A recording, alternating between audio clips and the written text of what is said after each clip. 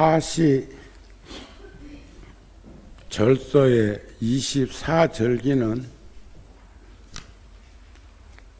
다른 해보다 훨씬 더 올 여름은 무더웠지만 그래도 선선한 기운이 묻어나오더니 이젠 완연히 가을이구나 하는 느낌을 피부로 가지게 됩니다. 그러시죠? 오늘은 제가 살아오면서 수 없는 인연들, 옷깃만 스쳐도 지중한 인연이지만 불자들과의 인연도 인연이지만 몇 분의 스님들 인연을 들어서 여러분들에게 상기시켜 드리고자 합니다. 열반경에 보면 죽음이란 육신의 죽음, 이 몸의 죽음이라는 것을 잊지 말아라. 이 몸은, 이 육신은 부모에게서 받은 것이므로 늙고 병들고 죽는 것은 어쩔 수 없는 일이다. 부처님이 그렇게 말씀을 하셨어요. 그러나 내가 떠남을 보고 부처님께서 2569년 전에 열반에 드실 때의 모습입니다. 내가 떠남을 보고 그것을 죽음으로 알지 말아라. 열반은 죽음이 아니니라. 제가 출가한 지가 60년이나 되었으니까 그 세월 속에서 얼마나 많은 스님, 얼마나 많은 불자들, 얼마나 많은 세간 사람들과의 인연이 있었겠습니까? 구룡사에 가끔씩 오셔서 계셨던 캐나다 토론토의 양일 스님께서 호적은 35년생이던데 91? 호적이 늦게 돼가지고 95이라고 하는 말을 들었어요. 며칠 전에 입적하셨습니다. 한 보름 전에 연락이 오기를 병원 중환자실에 계시다. 혼수 상태이시다. 우리는 세간에서도 누군가 세상을 떠나면 시달림이라고 하는 의식을 영가가 있는 곳에 가서 해드립니다. 또 저는 여러 어른 스님들을 임종을 앞두고 목격한 일이 있어서 그런 믿음을 가지고 저번 주 월요일 날 제가 스님 계신 곳에 갔습니다. 중환자실에 혼수 상태로 계신데 가서 내 목소리를 전해드리고 그리고 내 말을 들었거들랑 내 손을 좀 꼭 잡아보세요 하니까 손을 혼수 상태인데 잡고 몇 차례 이렇게 잡고 그리고 뭔 말인가 하고 싶은 그 교성은 나오지는 않았지만 뭔 말인가 표현하고 싶은 몸부림을 하시고 나서 편안한 얼굴로 돌아왔고 안심하는 느낌이었어요. 그리고 한 3일 있다가 입적하셔서 그 외국은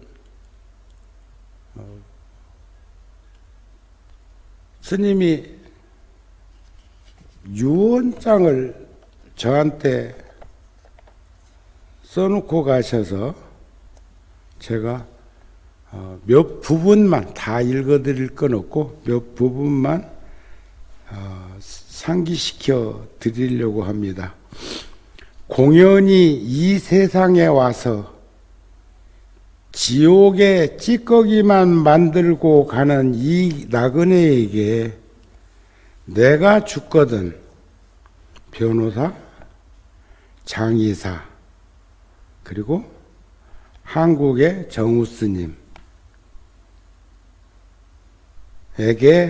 전화해서 내 죽음을 알리고 911, 우리나라로 말하면 119와 같은 것이죠. 전화해서 앰뷸런스 보내서 죽음을 확인해 달라 하고 그 사람들이 와서 죽음을 확인하면 사망 확인서를 해달라고 해서 장의사에게 연락을 하면 됩니다. 돈은 다 지불했음, 영수증 첨부했음, 장의사로 옮기고 화장해서 재를 근처에 뿌려주는 것까지는 장의사에서 할 일입니다. 그리고 나중에 장의사에서 사망 신고서 만들어 달라고 해서 갖고 있으면 쓸 곳이 많습니다. 만약 내가 한국에서 세상을 떠난다면 장의사에게 화장한 영수증과 사망 신고서를 캐나다에 갖고 와서 장의사에게 갖다 주고 계약금 돌려달라고 하면 됩니다. 환불 수혜자는 정우 스님으로 되어 있습니다. 생명보험 들으셨던 것도 저에게 다 해놓으시고 제가 이번에 가가지고 장의사, 병원, 또 회계사, 변호사 다 만나고 왔고 그 길에는 뉴욕 원각사 주지스님이 동행을 했습니다. 내가 죽거든 이웃이나 신도들에게도 알리지 말고 장례식도 하지 말길. 그저 입은 옷 그대로 장의사로 보낼 것. 49제니 100제니 이런 것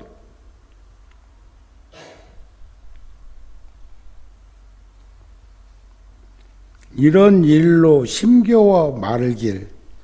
제삿날이나 생일이니 잊어버릴 것. 죽은 자를 위한 그 무엇도 챙기지 말 것. 이 몸이 따스한 봄바람으로 되어 돌아오리니 피고 지는 들꽃 무리 속에 돌아오리라. 이게 임종계예요.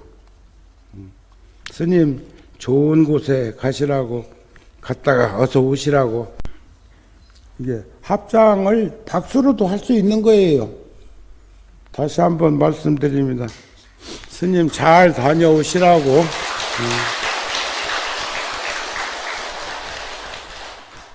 그래서 6제까지는 매주 일요일 날 그 대각사에서 모시는 걸로 하고 49제는 수요일 날, 그러니까 11월 5일 날인가 7일 날인가 그렇던데 그날 절에서 모시기로 그렇게 준비시켜 놓고 또 법당에 영단 차려놓고 그리고 왔습니다. 그러기만 한 게 아니라 22년 전에 원화 노스님 열반하실 때도 마지막 힘든 모습을 제가 연락받고 통도사에 도착하니까 새벽 3시쯤 됐는데 제가 그 응접실에는 스님들이 10여 명 계신데 내가 오니까 함께 노스님 계신 방으로 들어갔는데 스님 정우 왔습니다 하고 손을 잡아드리니까 그 힘들어 하시던 마지막 그 모습을 내려놓으시고 아주 편안한 모습으로 변화하는 걸 보면서 노스님께서도 내가 통도사 내려온 것이 안심이 된다는 그런 뜻으로 또 동국대학교 재단 이사장으로 오래 봉직하셨던 직지사의 조실 노건 스님께서도 직지사는 절 안에 요양시설을 갖추고 있습니다. 그래서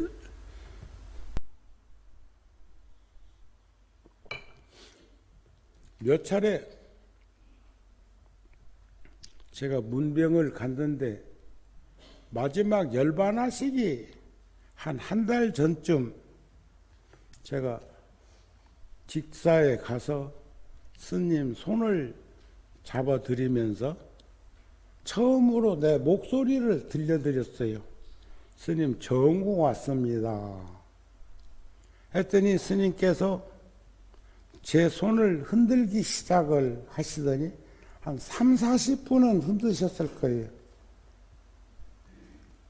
그러니까 말씀은 못 하시지만 그런 모습이 여러분들 돌아가시고도 다 듣고 있다고 보고 있다고 하는 것이 일타 스님을 통해서도 스님에게 직접 들은 얘기예요. 여기 삼성 중환자실에 일타 스님이 입원해 계셨는데 그때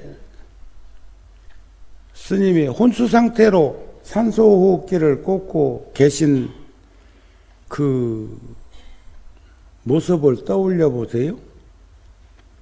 그런데 그 안에서 환자들이 들고 나가는 것을 다 보셨고 또 환자 보호자들 대기실에서 스님들이 있으면서 이런 말 저런 말 한 거 상당히 많이 떨어져 있는데 다 보고 들으셨다는 말씀을 하셨어요.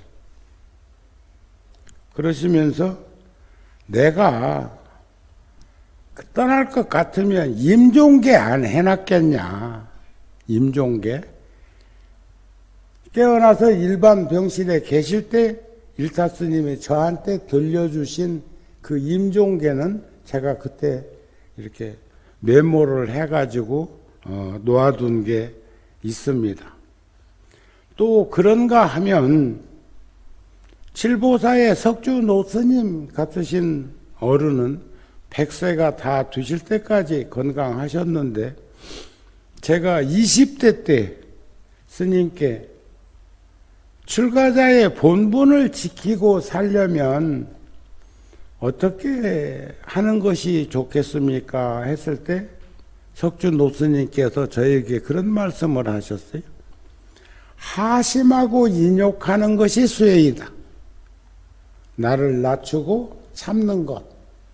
이 참는 것도 슬프고 괴로운 것만 참는 게 아니고 기쁘고 즐거운 것도 참을 줄 알아야 돼요. 그거 못 참으면 과부하 걸려가지고 사람들은 정신 이상이라고 표현하기도 합니다. 우리의 생을 되돌아보면 여러분들이나 저나 어느 시점에서는 누구나 스스로에게 그 물음을 던지게 되어 있습니다. 이것이 내가 진정으로 원하는 삶이었을까? 살아오면서 반성은 할 수가 있는데, 뉘우칠 수는 있는데, 후회하는 것은 바람직하지 않습니다. 똑같은 반성인데, 뉘우치는 것은 굉장히 좋은 현상인데, 후회하는 것은 좌절하거나 포기하거나 체념할 수 있는 확률이 높습니다. 내가 진정으로 원하는 삶은 어떤 것일까? 인생도 보면 1기 인생, 2기 인생, 3기 인생 정도로 나누어서 보면 우리 청소년일 때는 한 20, 30년 준비하고 20, 30년 사용하다가 20, 30년 집에 돌아와서 가족들과 편안하게 지내면 복된 인생을 살았다고도 하지요. 그런데 요즘은 20, 30년 준비해가지고는 사회에 진출하기가 쉽지 않은 세상이 되었어.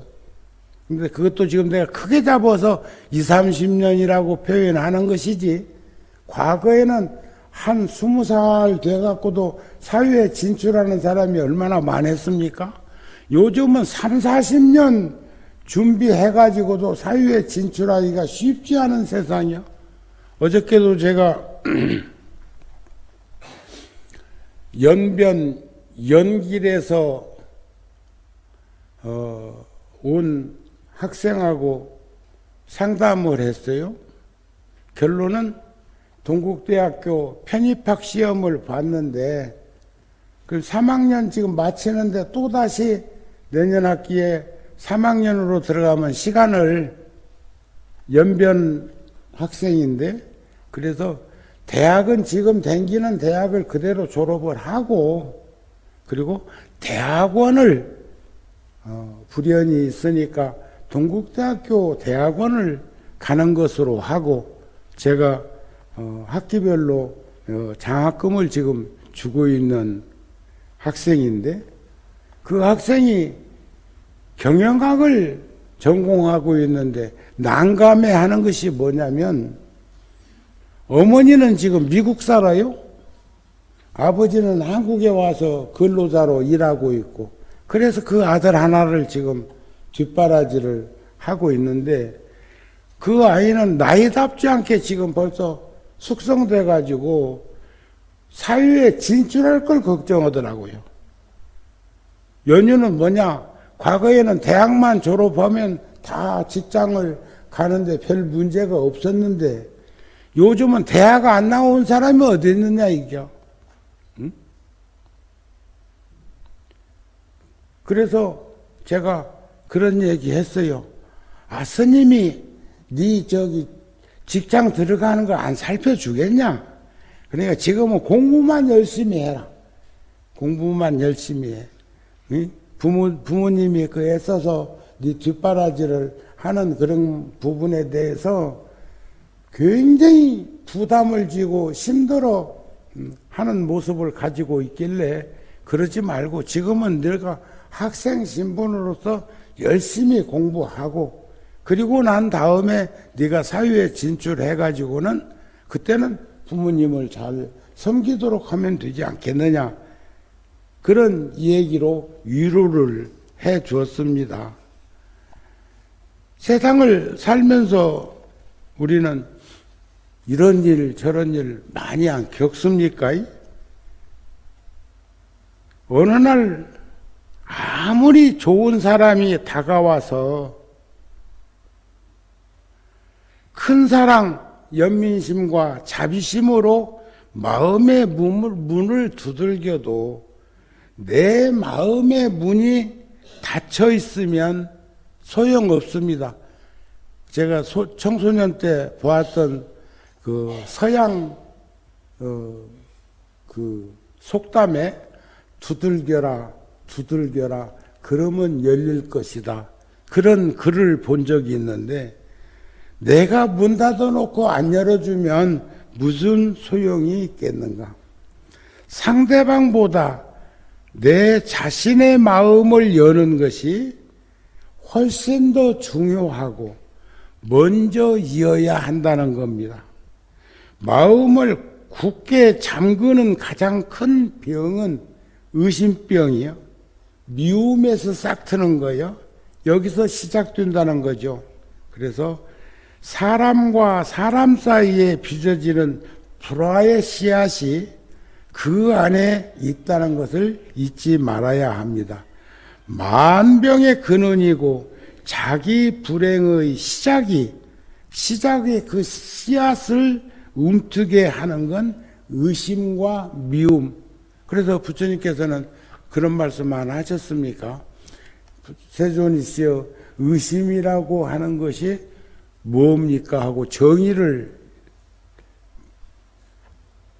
알고자 하니까 부처님이 그러셨어요. 대개는 의심하지 아니함을 의심이라 한다. 대개는 의심하지 아니함을 의심이라 한다. 내가 너 의심 안 해? 하면 그건 뭔 말? 난 몰라. 그래서 우리는 더불어 함께 살아가는 중생들을 교화하기 위한 어울림이 아주 필요한 것인데 우리는 점점점 그런 것들이 저 인도에서 내 사제가 한 몇 개월 동안 캐나다 토론토 절에 있다가 스님이 여기 계실 때는 그 스님이 소임을 받는데 스님이 인수인계 해준다고 들어가셔가지고는 난 비행기 다시 못 탄다고 하고 거기서 돌아가셨어요. 그 스님한테 내가 양일 스님 입적한 것을 문자로 보내드렸더니 나보고 인도에서 문자 답신이 왔는데 스님 대단하십니다. 보살행이 어떤 것인가를 스님은 몸소 보여주시네요. 그러니까 자기 같으면 스님 그 몸져 누웠다고 하는 말을 듣고 안 갔을 거라는 것을 암암리에 비치더라고.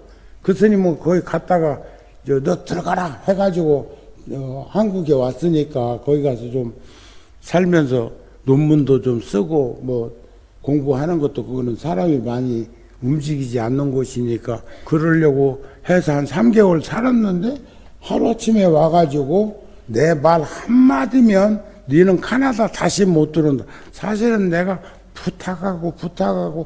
부탁해가지고 갔는데 마치 그 절을 욕심내가지고 간 것처럼 덮어 씌우니까 얼마나 황당하고 당황했겠어요. 그런데 나보고 그런 꼴을 겪으면서도 스님은 지금 혼수 상태에 있는데도 가가지고 손잡아주고 스님 정우 왔습니다. 스님 어서 속한사바 하십시오. 빨리 다녀오세요. 하는데 스님이 손목에 아구심도 없을 텐데도 꼭꼭 쥐면서 그 의미 있게 표현하는 그 모습을 제가 목격하고 왔으니까 우리들도 아무리 그 어떤 이라도 그 마지막 모습을 보일 때 절대로 함부로 대하거나 섭섭한 감정 드러내지 말고 따뜻한 마음으로 대해 주셨으면 좋지 않겠습니까? 하는 말씀을 전해드리고 싶은 겁니다. 아셨죠?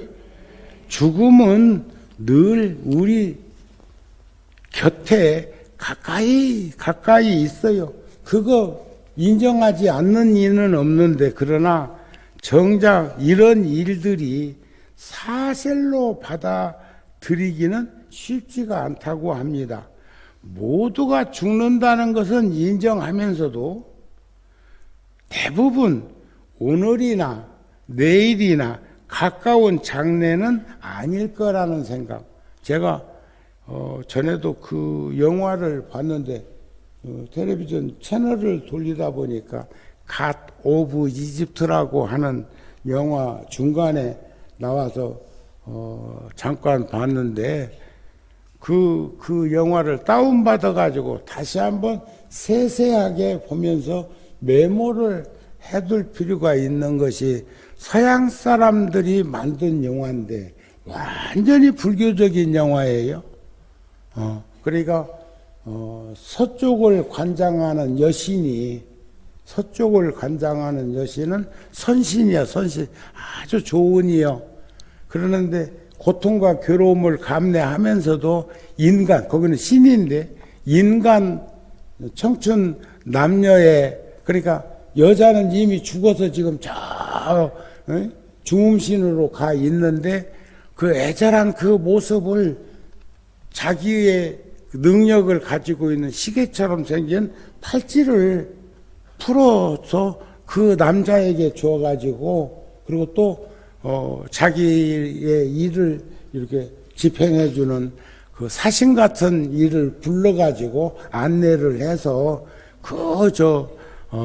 세계에 가도록 하는 그런 모습, 또 신들이 필요로 해서 인간을 속이는 그런 관계 속에서 나중에는 그렇게 해서는 안 된다는 것으로 이렇게 변화하는, 여러분들도 그 영화 보신 분들 계시죠? 한번 다운 받아가지고 조금 그런 것은 눈여겨볼 필요가 있지 않을까 싶은 생각이 들었습니다. 그래서 가까운 장래는 그런 일이 없을 거라는 생각, 심지어는 최소한 나만은 그런 삶을 그리며 꿈꾸기도 한다. 삶의 저쪽 맞은편에다가 그 죽음을 던져놓고 피해보려고도 한다. 설마 내한테 그런 일이 올 거라고 하는 그런 생각들은 하지 못하고 살고 있는 경향이 있다. 그런 말이에요. 그러나 우리는 가족의 죽음, 스님들은 출가자이들이기 때문에 어쩌면 고독한 일인데 승가의 공동체는 가족, 패밀리죠. 그래서 그런 죽음은 곧 우리들 자신의 한 부분의 죽음이라는 것을 뜻한다. 그리고 우리들 차례에 대한 예행 연습이다. 그런 걸 보면서 남의 것으로 보고 그렇게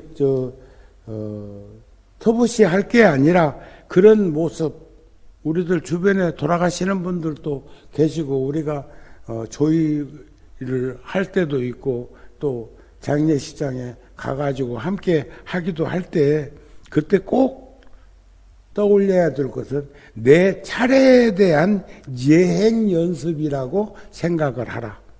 현재의 삶에 대한 반성이다. 우리 지금 벌써 주지스님이 지금 오늘 초하루인데 벌써 보름날 차례 지낼 준비를 저렇게 지금 모셔져 있는 현재의 영가분들이 100년 위패에 동참한 영가들입니다. 저 영가들 옆에는 빈 위패들이 있는데, 빈 위패. 그건 아직 생존에 계신 분들이 돌아가시면 가족들 옆으로 가려고 그 위패에다가 가족들 위패에다가 빈 위패를 그렇게 해놓은 분들도 상당히 많습니다. 저 5층 법당에 올라가서 보시면, 그래서 여러분들도 아까 그 스님 장례식장에 돈 준 거 보세요. 그분만 그런 게 아니요.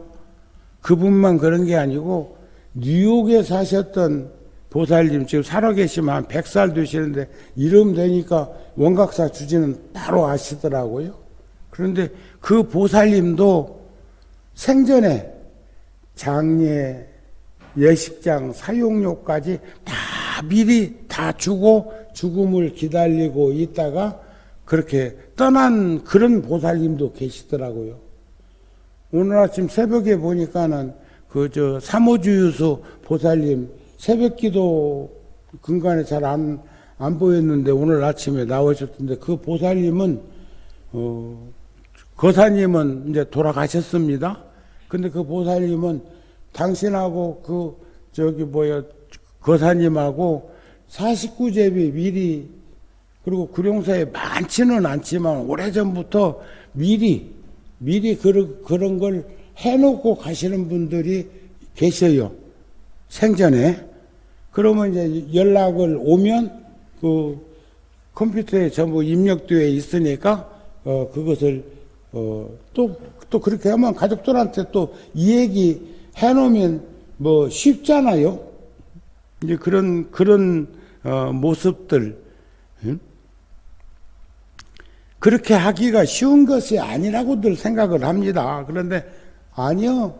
한 생각 보면 여기서 말씀한 대로 부모에게도 받은 것이므로 늙고 병들고 죽는 것은 어쩔 수 없는 일을 받아들이면 수용하게 되면 편안하잖아요. 왜냐하면 그건 연속성을 가지고 있는 거니까. 우리 이제 뭐 가면 끝이요? 아니요. 또 온다고요.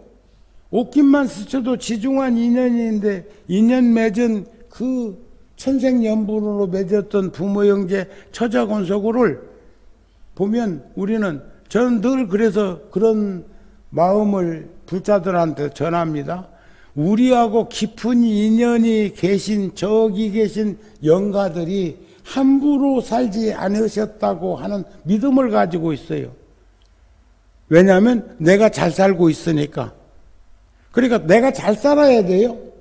또 내가 잘 산다는 건 저기 계신 분들도 잘 살았을 거라는 것을 전제로 해서 유유상종인 거니까. 아시겠죠? 그래서 절대 구천에 떠도는 그런 영가가 있는 것은 아니라는 믿음을 가져라. 삶은 불확실한 인생의 과정이지만 그 죽음만은 틀림이 없는 인생의 매듭이기 때문에 보다 엄숙할 수밖에 없다는 거예요.